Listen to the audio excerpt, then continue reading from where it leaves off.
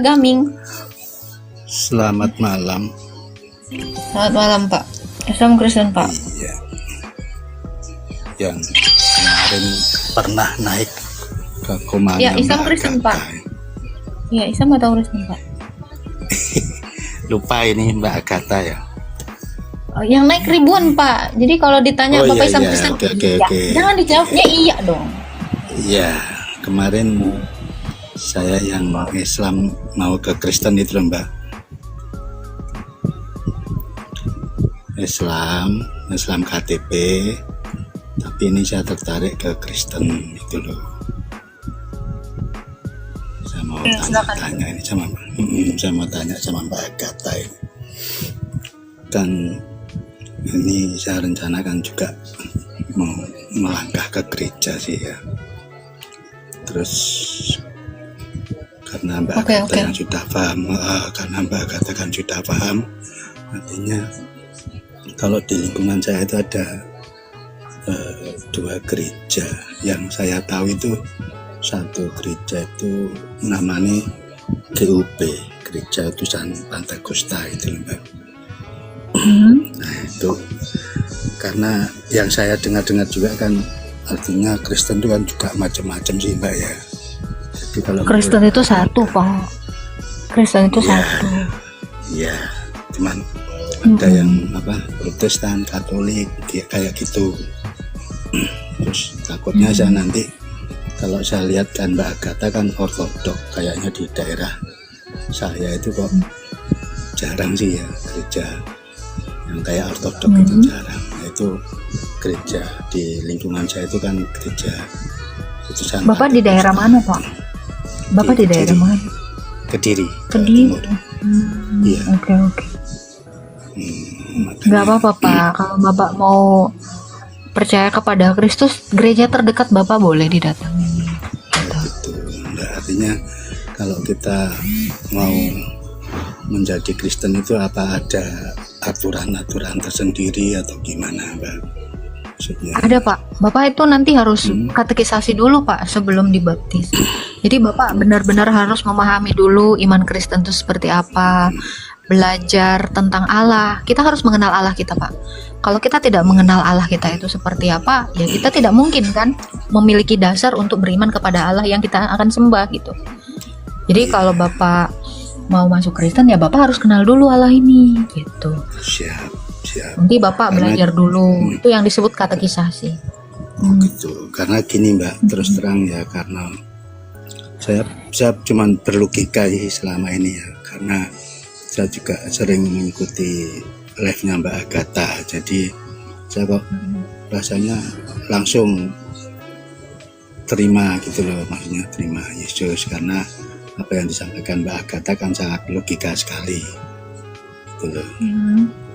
Jadi ya kalau memang nanti seandainya harus mengikuti aturan, saya tetap kayaknya mau melangkah ke sana. Cuman yang masih banyak banyak kendala ya. Saya kan dari keluarga Islam meskipun tidak fanatik, tapi yang jelas kan mungkin nanti ada pertentangan dari keluarga atau lingkungan, kan pasti seperti itu ada. Nanti kita bantu doa, Pak. Tidak ada yang mustahil bagi Tuhan. Jadi Bapak dulu tuh diselamatkan, nanti baru gimana keluarga Bapak, Tuhan pasti kasih jalan, Pak. Yang penting Bapak imannya kuat dulu nih di dalam Kristus. Jadi Bapak tuh beriman kepada Yesus tuh tidak suam-suam kuku gitu. Tidak baru tahu sedikit terus langsung memutuskan gitu. Bapak harus benar-benar jatuh cinta dulu sama Tuhan. Sehingga kalau Bapak udah jatuh cinta kepada Tuhan Yesus, Anda tidak akan mungkin mau melepaskannya lagi. Karena Tuhan Yesus itu bahkan jauh lebih mencintai Bapak dibanding Bapak mencintai Tuhan Yesus. Gitu. Jadi saran saya, jangan dulu pikirkan hal-hal yang di depan, yang mungkin sebulan 2 bulan yang akan depan. Tapi hari ini Bapak mulailah untuk mempelajari siapakah Tuhan itu, siapakah Allah kita itu Pak. Jadi kalau Bapak, pokoknya gini Pak, Bapak jangan mengkhawatirkan akan apapun yang akan terjadi di hari esok. Yang penting hari ini Bapak mau belajar dulu tentang Tuhan Yesus gitu. masalah nanti itu bisa di depan. Itu Pak. Gitu ya, Mbak, ya.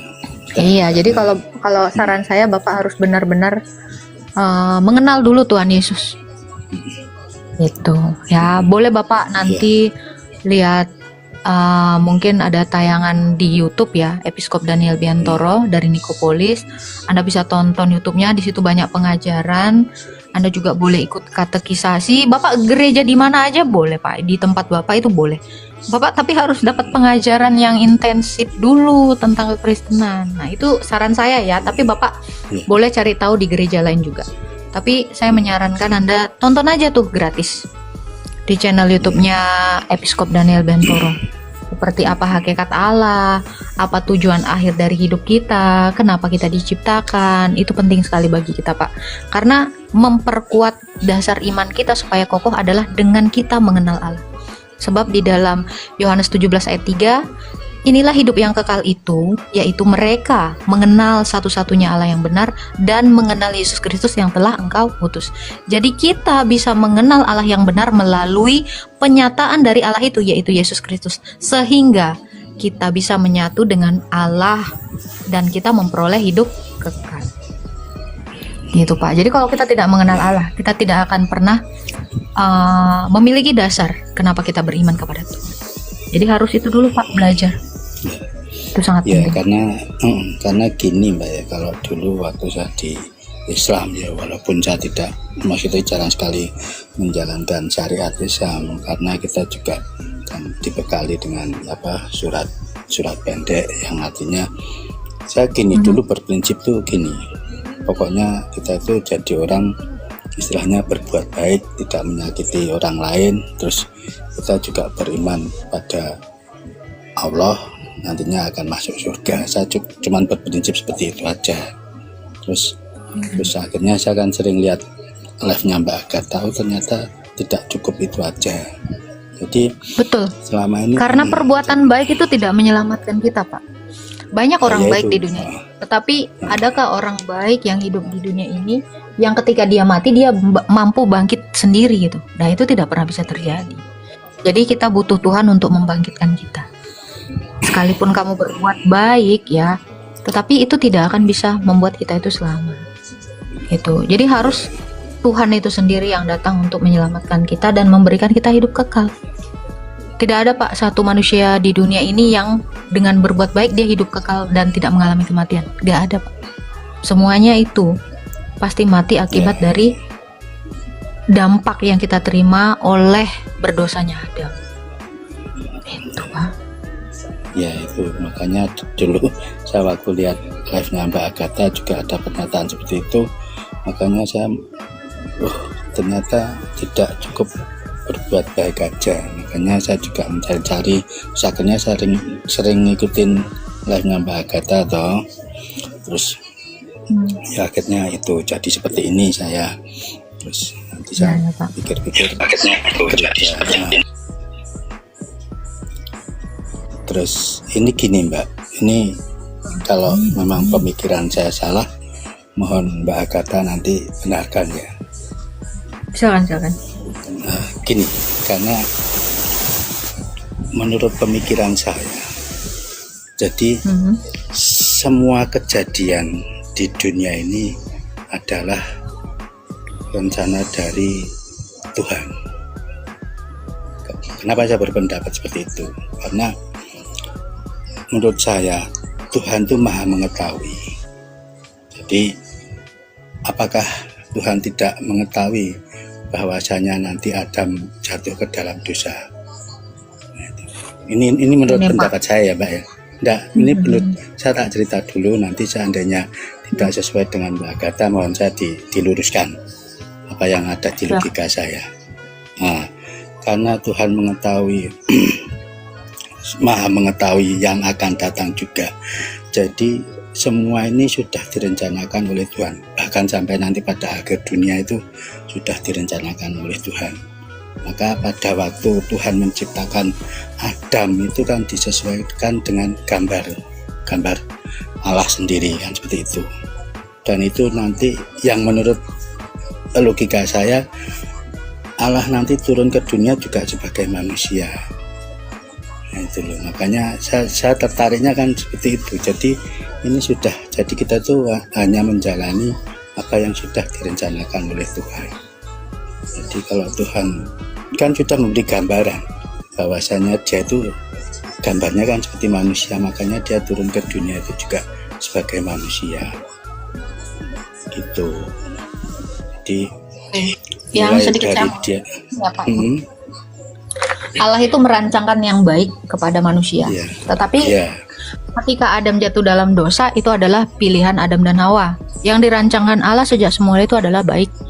Yang tidak baik itu adalah pilihan manusia itu sendiri, Pak. Jadi kenapa Adam berdosa itu karena pilihannya. Bukan Yesus yang merancangkan itu. Karena yang dirancangkan Yesus itu adalah keselamatan, damai, sukacita.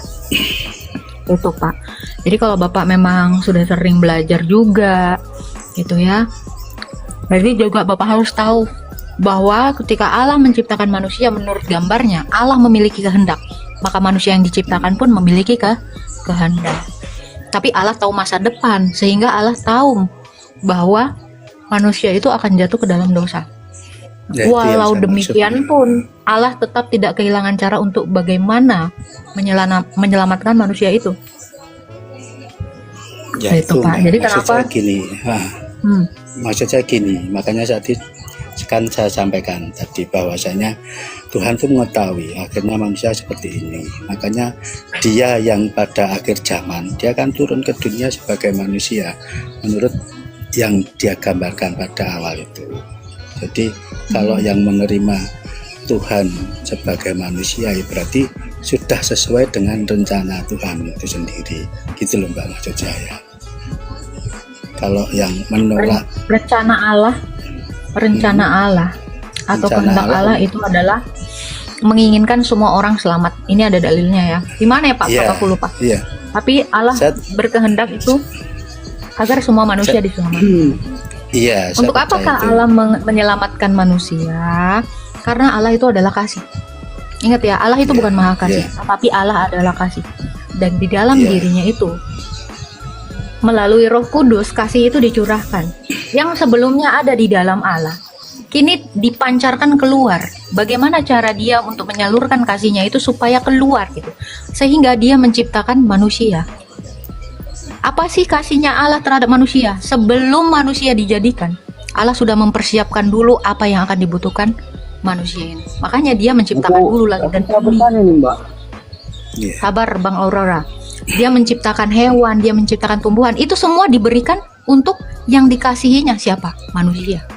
Jadi puncak dari segala penciptaan atau mahkota dari segala penciptaan itu adalah manusia. Manusia. Dan Iya. bumi ini pun, itu ya kalau kita baca di Kejadian 1 ya, kuasailah bumi. Nah, Allah ini berbagi otoritasnya atau berbagi kuasanya kepada orang yang dikasihinya atau manusia yang dikasihinya.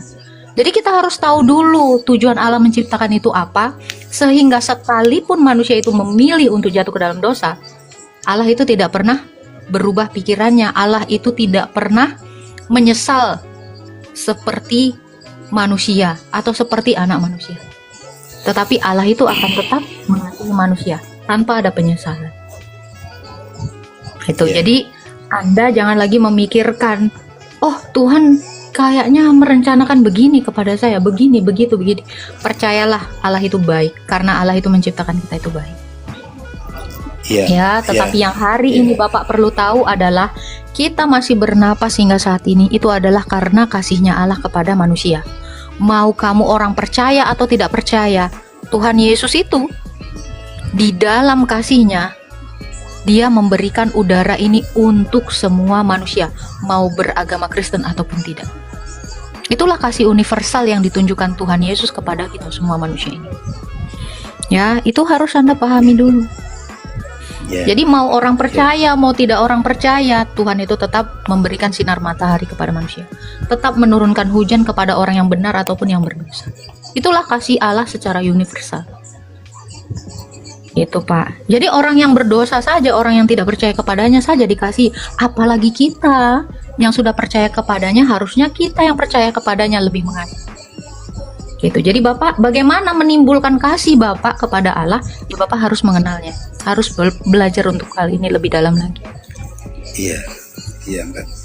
Cuman gini Mbak ya, tadi saya sampaikan bahwasanya saya kecil itu sudah dibekali doa-doa dari agama saya yang lalu. Jadi kalau saya setiap mengerjakan sesuatu itu pasti dulu saya awali dengan Bismillah, kayak gitulah ya Mbak. Bismillah. Saya siap mengawali apa aja, kebanyakan saya baca Bismillah. Tapi setelah saya masuk, istilahnya saya sudah tertarik ke Kristen itu apa yang harus saya lakukan Mbak. Maksudnya gini, kalau saya mau mengerjakan sesuatu, kalau dulu kan saya mengatakan mengucapkan itu Mbak, Bismillah kan. Kalau di Kristen seperti apa? Kenapa Pak? Kalau di Kristen seperti apa? Misalnya kalau kita mau mengerjakan sesuatu kan, kalau dulu saya mengucapkan Bismillah. Salib Pak. Tritunggal dalam nama Bapa, Anak dan Roh Kudus. Itu. Setiap kita memulai aktivitas kita harus mengucapkan ya, semua yang kita lakukan itu dalam nama Allah Tritunggal atau dalam nama Bapa, Anak dan Roh Kudus. Itu. Jadi tanda salib itu sendiri adalah perwujudan dari kasih dan keadilan Allah, dan kita setiap mau memulai aktivitas kita harus mengatakan apa? Dalam nama Bapa, Anak dan Roh Kudus. Jadi setiap kita berperilaku, setiap kita berkata, bertindak, mengerjakan sesuatu itu atas dalam nama Allah Tritunggal. Gitu ya. Tuh, jadi kalau Bapak mau memulai sesuatu, kalau dulu di Islam ya, Bismillahirrohmanirrohim ya. Sebenarnya sama ya. Kalau dalam bahasa Arabnya itu Bismil Abi wal Ibn wal Ruhul Kudus. Kalau di orang Islam sendiri kan dengan menyebut nama Allah yang Maha Pengasih lagi Maha Penyayang kan gitu. Yeah. Tapi kita itu dalam nama Allah Tritunggal, Bapa, Firman dan Roh. Itu Pak. Jadi kita mulai segala sesuatu itu karena kasih kita kepada Allah dalam naungan satu nama, yaitu Allah Tritunggal. Gitu Pak. Gitu. Bikin tanda salib aja Pak. Semua orang Kristen bikin tanda salib, mau Protestan, gitu. Katolik, Ortodoks itu semua bikin tanda salib. Tanda salib ya Mbak ya. Karena Jadi kita semua yang percaya kepada Kristus ini sudah mengenakan Kristus. Gitu. Gimana? Dalam nama Bapa. Dalam nama Bapa, Anak dan Roh Kudus. Anak dan Roh Kudus. Siap Mbak. Coba nanti. Mau Abdul pakai bahasa Arab boleh. Bismil Abi wal Ibn wal Rohul Kudus. Amin. Saya aja yang kemarin di Islam bisa ayat aja ndak tahu artinya, ini malah dikasih yang ndak tahu artinya juga. Ya Pak, sama kita Pak. Kita nggak ngerti surah pendek. Yeah. Arti Al-Ikhlas ayat 1 sampai 4 kita nggak pernah tahu Pak. Ya, cuman hafal aja tapi ndak tahu artinya. Yap. Oh, ya. Terima kasih Mbak Agatha. Ya, nanti Bapak kalau mau tidur bikin tanda salib. Jadi Bapak tidur dalam nama Allah Tritunggal, Bapak bangun dalam nama Allah Tritunggal, dan Bapak melakukan segala sesuatu itu dalam nama Allah Tritunggal yang Maha Kudus. Amin. Amin. Terima kasih Mbak Agatha. Terus misal semangat gini. belajarnya ya Pak. Siap. Ya, nanti tonton aja saya Pak juga channel YouTube-nya sudah Romo. cukup. Terus gini, misal kalau di Islam kan ada kayak wirid gitu ya. Misal kalau kita melakukan kesalahan terus kita istilahnya yo seperti wirid lah kayak gitu, misal subhanallah atau apa gitu. Jadi maksudnya untuk mengingat Tuhan itu kan ada sih di Islam kan seperti itu. Ada Pak, dalam Kristen juga ada Pak. Tuhan kasihanilah, Tuhan kasihanilah, Tuhan kasihanilah. Atau Kyrie eleison. Ada. Jadi kita setiap ini juga mengingat Tuhan ya. Itu kita dalam Kristen sendiri sebenarnya kita itu ada tradisi berzikir ya Pak Prop ya. Benar nggak Pak Prop? Iya betul. Nah, itu apa yang kita bacakan? Silakan Pak Prop.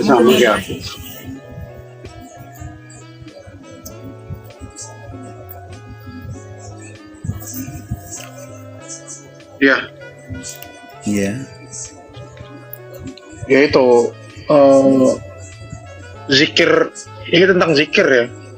Orang-orang mengira bahwa zikir itu memang punyanya Islam, tapi kalau di dalam kekristenan, Tuhan Yesus bahkan mengatakan itu dalam 1 Korintus 11 ayat 27 ya kalau nggak salah. Perbuatlah ini sebagai peringatan akan aku. Itu bukan hanya merujuk kepada perjamuan kudus, tapi peringatan tentang dirinya. Makanya kalau Pak Yoga tahu zikirnya di Islam berapa kali Pak umumnya? Saya pokoknya ya enggak pernah pokoknya anggar tiap ingin mengingat Allah ya ini orang baik. Sembarang aja, kadang yo baca Al-Fatihah pokoknya secapeknya lah, pokoknya secukupnya itu. Yo kadang yang sering tuh Al-Fatihah saya baca waktu itu. Pas jadi di tempat kerja juga pas duduk-duduk gitu ya saya sering baca Al-Fatihah.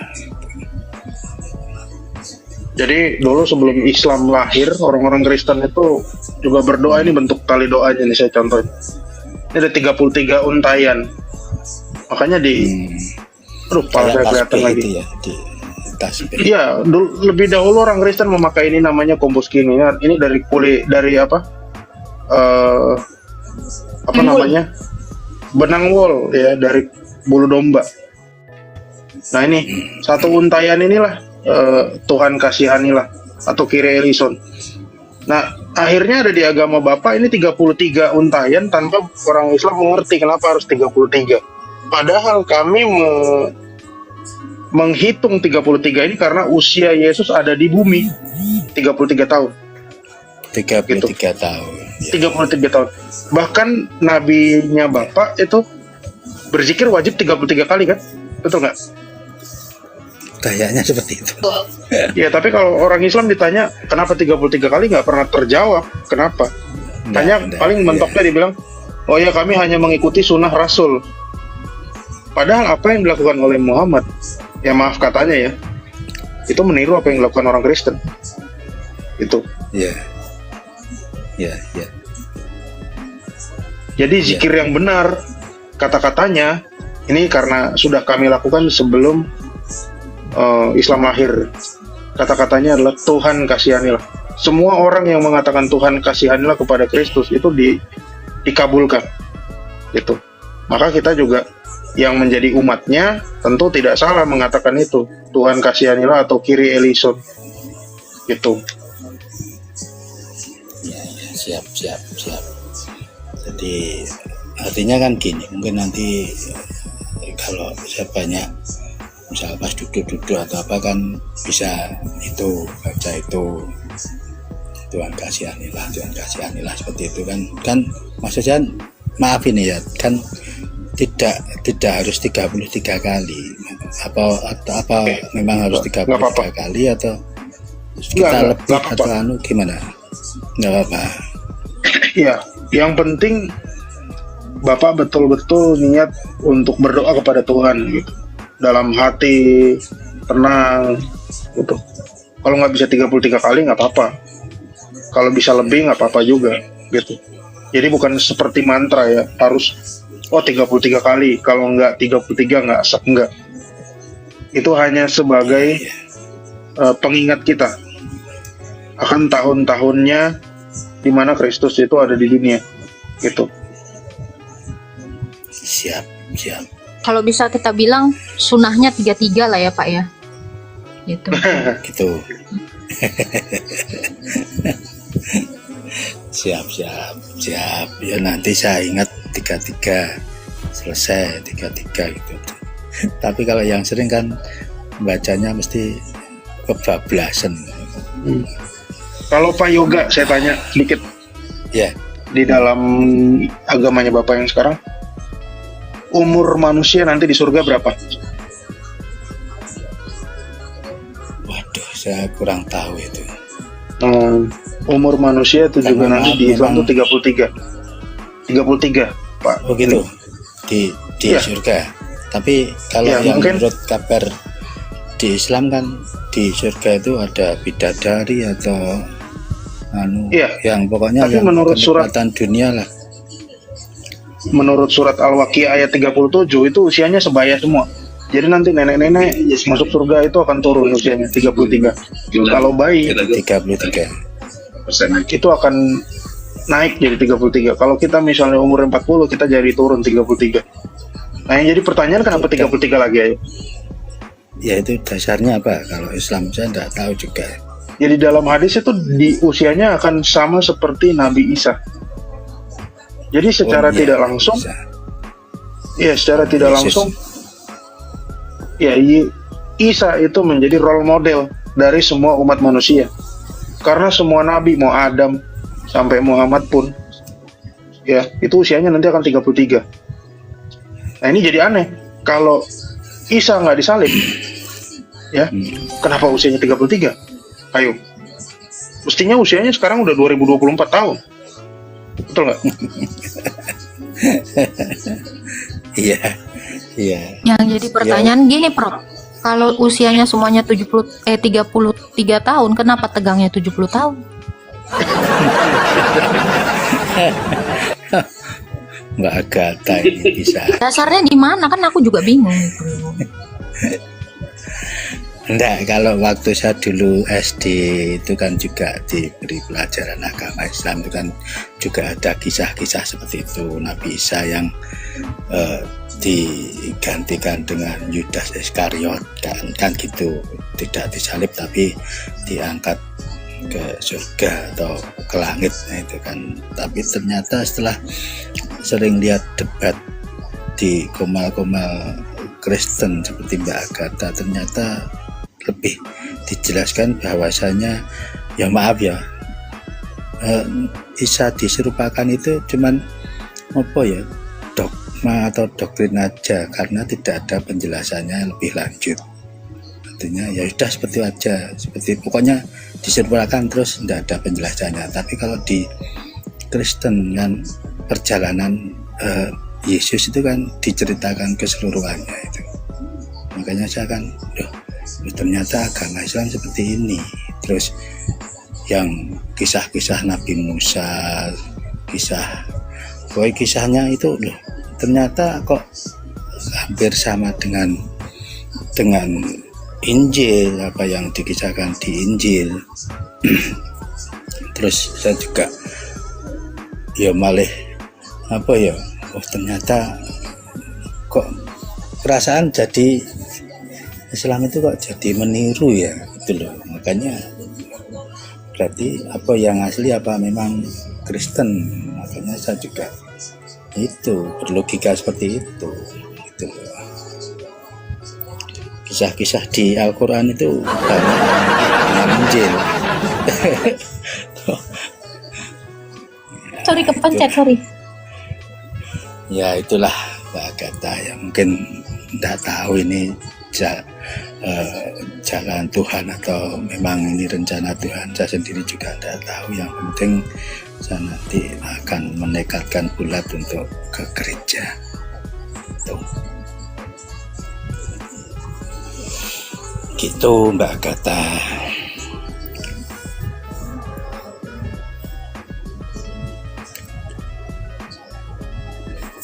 Halo.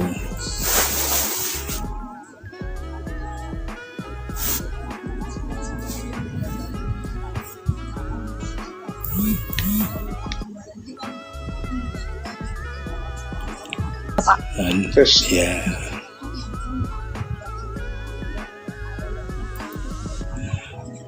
Oke, terima kasih untuk hari ini Mbak Agatha. siap. Pak Yoga, Ya. Pak Yoga sudah pernah ke gereja belum sebelumnya? Belum pernah ya? Dulu waktu kecil itu teman sepermainan saya di depan rumah itu kan anaknya orang Cina itu ke gereja sih ya, cuma ikut-ikutan.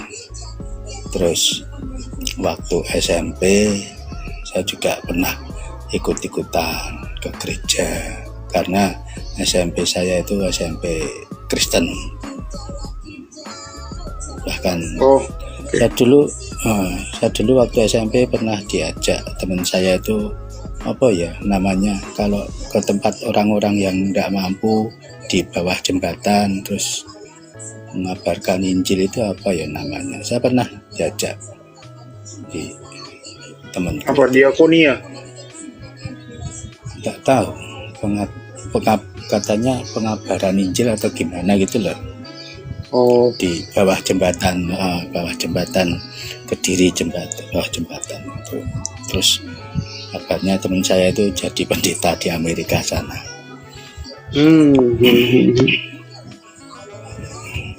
Pas ini saya juga lama di Kediri tuh. Oh gitu. Hmm. Jadi ya sedikit lah saya, makanya Islam saya juga ndak paseh, saya juga Kristen juga ikut-ikutan, tapi akhir-akhir ini kok saya lebih condong ke Kristen, artinya lebih tahu lah setelah dibukakan kebenaran-kebenaran yang Al-Quran seperti ini, yang Kristen seperti ini ya.